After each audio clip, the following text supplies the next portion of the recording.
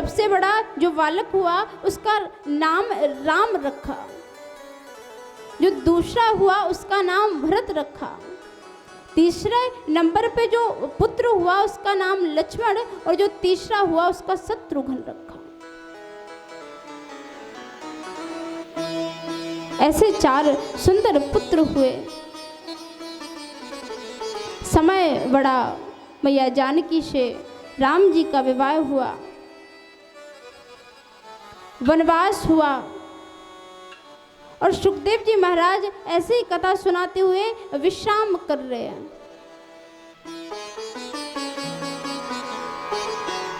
तो राजा परीक्षित जी कहने लगे, इतनी कम कथा क्यों सुनाई? बोले देखो, समय 7 दिन का है, आपको मुक्ति भी तो चाहिए, और उसके लिए हमें कुछ कथाओं को संक्षिप्त में लेना पड़ेगा। बोले ठीक है। नवम स्कंद का यहाँ पर विश्राम होता है और 10वां स्कंद प्रारंभ होता है। और जैसे ही 10वां स्कंद प्रारंभ हुआ, सुंदर सुंदर लीलाओं का वर्णन सुनाते गए, और सुनाते हैं कि हमारे भारतवर्ष में एक बड़ी सुंदर नगरी है जिसका नाम है मथुरा।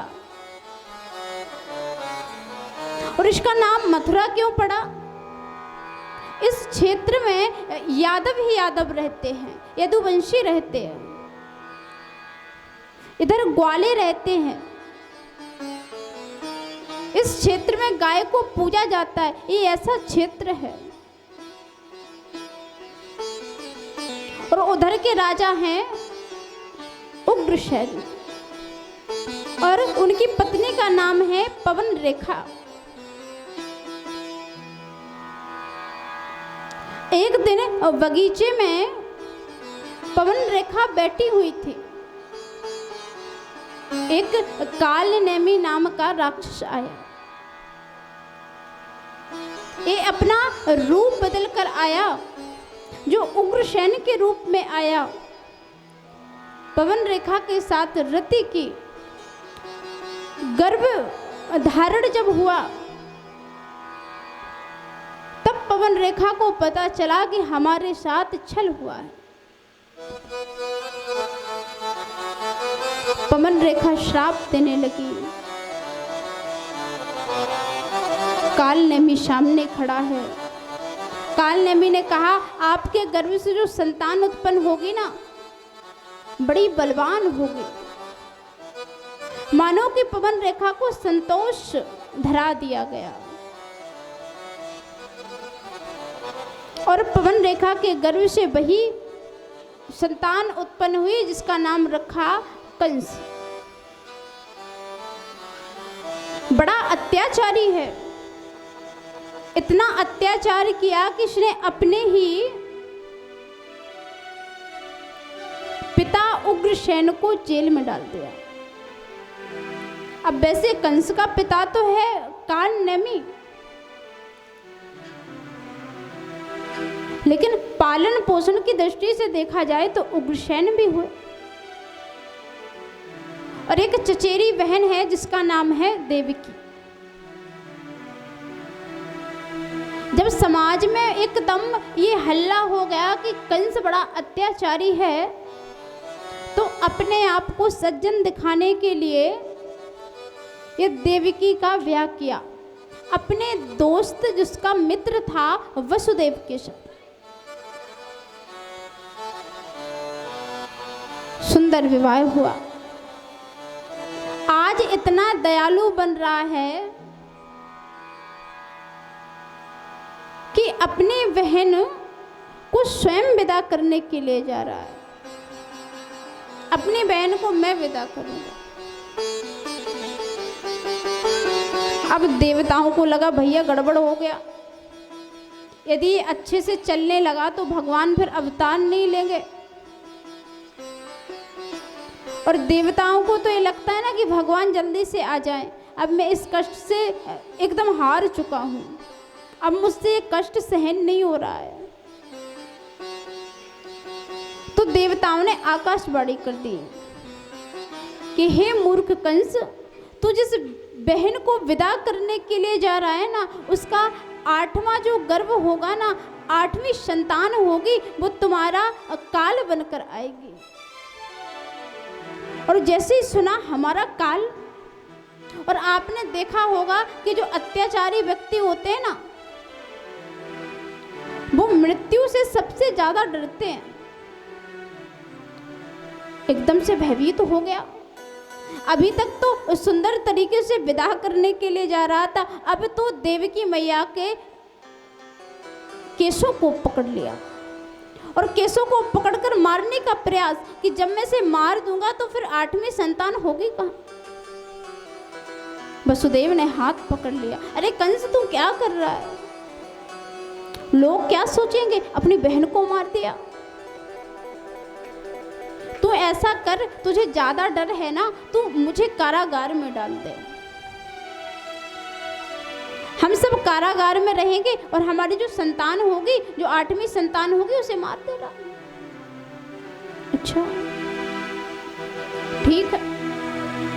ये बात उस कंस को थोड़ी ठीक लगी। देवकी मैया को लिया, वसुदेव को लिया, कारागार में डाल दिया। समय बीता। देवकी मैया की पहली संतान हुई, और जब पहली संतान हुई तो वसुदेव जी उस पहली संतान को लेकर कंस के पास पहुंचे। लो, और जैसे ही दिया तो कंस थोड़ा ठीक था। कंस ने कहा नहीं नहीं नहीं, मुझे आपकी 8वीं संतान से मतलब है, आप इसको लेके जाओ।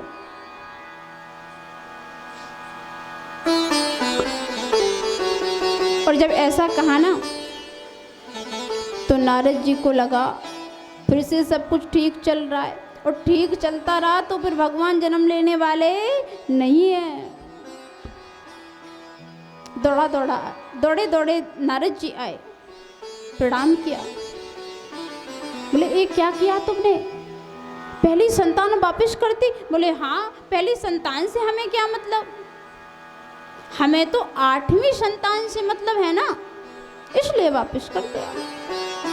बोले मूर्ख कंस, तू ये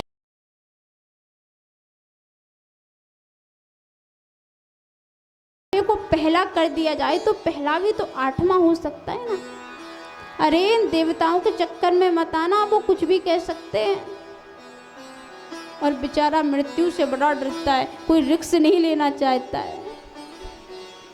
गया और जो पहली संतान थी उसे लिया तो मार दिया। ऐसे देवकी मैया की 6 संतानों को इसने बड़ी बेरहमी से मार दिया। 7वां जब गर्भ धारण हुआ, 7वीं संतान को माया के द्वारा, तेज के द्वारा मैया रोहिणी के गर्भ में स्थापित कर दिया। और जो रोहिणी मैया के गर्भ में पल रहे हैं वही बलराम हैं।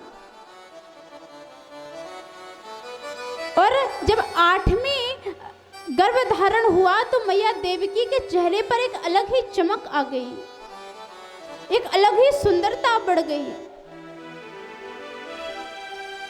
समय धीरे धीरे बीता। जिस कारागार में अभी तक अंधेरा रहता था, उस कारागार में अब उजेला रहता है। कंस बड़ा भयभीत है। अब तो कंस को उल्टे सीधे स्वप्न आते हैं, क्या होगा क्या होगा।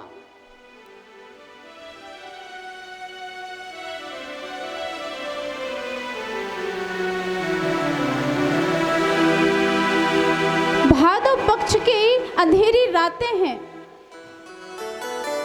जोरों शोरों से वर्षाएं होती हैं, और आपको यदि ये लगता है कि भगवान केवल कंस का वध करने के लिए आए तो ये सत्य नहीं है।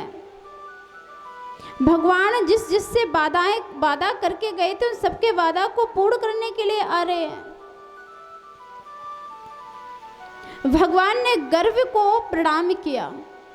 बोले जितने लोग प्रवचन करते हैं वो सब यही कहते हैं कि कोई ऐसा काम करो, इतना अच्छा काम करो कि गर्व से ना आना पड़े, गर्व में ना आना पड़े। गर्व बेचारा रो रहा था, हमें इतना बुरा बना दिया। भगवान बोले चिंता मत करो, जब मैं गर्भ में आऊंगा ना सब लोग स्तुति करेंगे आपकी।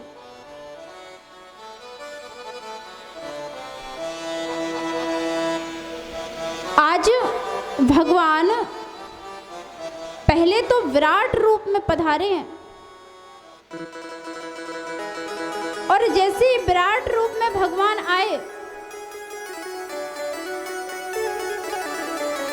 मैया देवकी ने प्रणाम किया और भगवान बोले